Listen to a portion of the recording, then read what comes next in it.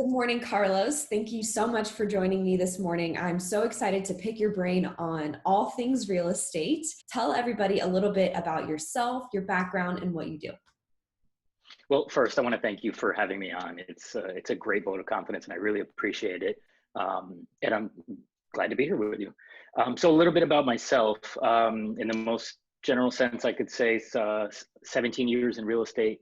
The first couple of years were on the mortgage side, so I do have a deep understanding of the financial part of buying a home.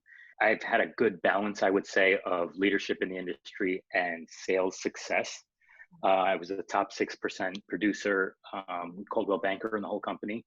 I've also been on the leadership side as the president, one of the youngest presidents to serve as residential president of the Miami Association of Realtors, which is the largest local realtor association in the country. And then for about a year and a half as a manager of one of the fastest growing real estate companies in the country, Compass. It's so impressive that you were the president of that organization at such a young age, and the scope that it has, worldwide, really. One of the main questions that I get often asked is, what does the scope of real estate look like today, and where do you see it going?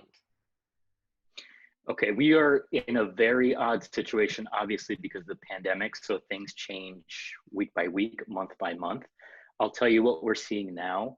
We're seeing people who have to buy or have to sell. Those are the transactions that are happening. So there's very few people that are just kind of looking, kind of interested. And what that's created is a shift. So if you don't have to sell, you're not listing your property. That's creating basically a balance of supply and demand, where we had too much supply, supply's down. That's going to stabilize the market in the long run. Obviously, now we're still in a pandemic. What that means to anybody buying a home is, let's say at the beginning of the pandemic, you were able to buy a home more or less 11% discount. So that means if they were asking $100,000 for the home, you could buy it for $89,000. Now, because it's only people who need to buy, people who need to sell, there's zero discounting going on. And things are going very fast, because if you need to move, you're going through options 1, 2, 3, 4, and 5, but so is everybody else. So we've had plenty of buyers who are missing out. One, because maybe they didn't get pre-qualified early enough for the financing. So that lag time to get qualified means somebody else scooped it up. Or people are just really paying over asking price in some neighborhoods just to get into a house because they need to. Long term, I think we're in a solid position. Especially here in Miami, we have good economic indicators, assuming the jobs recover. But before all this hit, we had good economic indicators to show long-term growth, and our real estate market has been growing in value since the crash, 2008, 2009, 2010.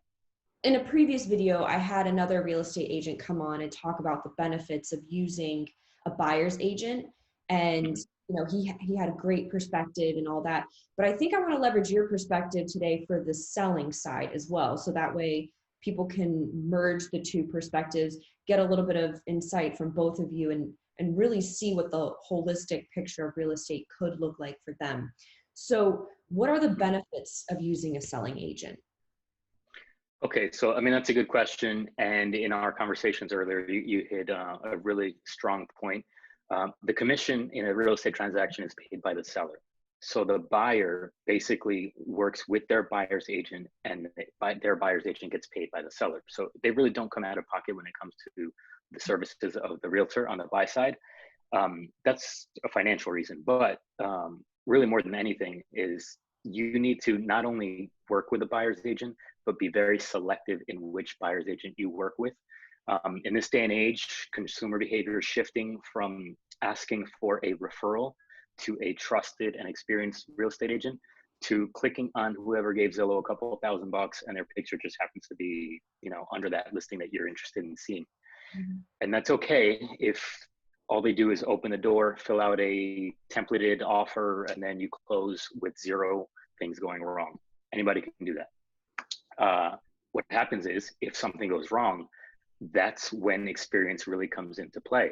And even more so, being able to avoid something going wrong by writing the contracts correctly from the beginning, having the experience to know what possible pitfalls might happen during the transaction, and avoiding them from the onset, as opposed to trying to put the pieces together after. So that is I believe, most important part of working with a buyer's agent. Now, on the listing side, so if somebody's selling a home, this is not a lot of people know this, but this is a whole other ballgame. So the evolution, if you want to call it, of a real estate agent is the typical. The typical evolution is you start with rentals. They're easy, they're fast. You can probably do a lot of them, and that builds you experience with clients. That builds you experience with the transaction, and then you can work with buyers. So buyers are the second level where you can go on the MLS, open a door, explain a little bit about the buying process, and hopefully not stumble along the way. And then the highest level of what's expected of a real estate agent is when you're working with a seller. This is typically the biggest investment they've made in their lives. For many people, it's also their retirement plan. Mhm. And I know you deal a lot with how that the financial part of it works and planning and the smart things to do. Well, smart thing to do is buy a house. If we're talking about selling a house, you need to understand the pricing, the market, the shifts in the recent trends. Um, is your neighborhood in high demand? Is it oversupplied? So you need somebody not just that lives in that neighborhood, but somebody who understands the analytics of what happens on the whole of the market and how it affects that particular neighborhood. So one thing I hear people ask all the time is, what area do you work? And that's a difficult thing to answer because there are some agents that really farm one particular area, and they could say they're the be all end all of Pinecrest, and that's okay. I mean, if that's your area of expertise, 100%, I support that. I wish I could do that because it means I don't have to drive one place instead of all over both counties. But here's what happens: is since most of my business was built over these 17 years by referral, I am subject to wherever the referral partners like yourself, like attorneys, wherever their clients are. We work with a ton of attorneys, and one attorney who is a great friend, a phenomenal referral agent, and a fantastic attorney, he sent me a referral in Homestead to list a property for sale. And he also sent me a referral in Weston, in West Broward, to sell. Now, if you know geographically, they're like an hour and a half apart. But I'm able to do that because I'm able to learn a market, study it, analyze it, use the data. My relationships with other brokers also help because they're more than willing to pick up my call and just get their perspective on what's going on in the neighborhood. So I think that's really the bottom line: is be very selective in who you work with, and do your research. I think you did a great job explaining why selling agents are so crucial. Oftentimes I hear about people who've had horror stories with their selling agents. So can you maybe dive a little bit deeper on the relationship side? Why is the relationship between the selling agent and the seller so crucial? And how can you make sure that you make the right decision? You mean as a buyer's agent connecting with the seller, or as the seller's listing agent? As the seller and the listing agent, right? So if I wanted to sell my home, why is my relationship with who I'm choosing as my listing agent so important? I think it's important for the measures of expertise that I told you about before, but also the trust factor. You have to trust who you're basically giving the keys to your house. Literally, you're giving them the keys to your kingdom.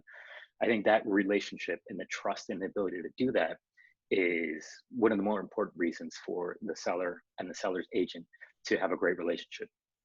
Okay, so it sounds to me like you do a lot of the vetting process in advance of even showing the house, which is, something I actually haven't heard of before. So I think that's really interesting how you're leveraging technology, especially during this time of, quarantine and pandemic, to really make sure that houses are still getting sold and listed. Yeah.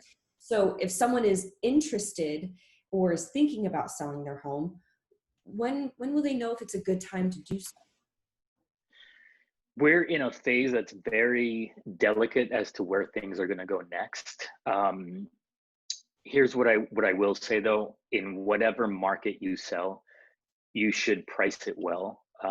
The approach of, let's just see what I can get for it, that most of the time backfires because you lose that initial buzz of hitting the market, and then people see 6 months later you've reduced it 5 times. It just means that you can't sell it. So there's a public perception um, part of it too. So as far as timing, that really, it just goes back to the last question: is what does your relationship with your listing agent look like? And is that listing agent able to understand what's been changing in the neighborhood in order to predict where it's going? Like, for example, we use um, months of inventory as one of the biggest indicators of where prices will be. That means if no new homes came on the market after today, how long would it take to sell all the homes that are currently on the market?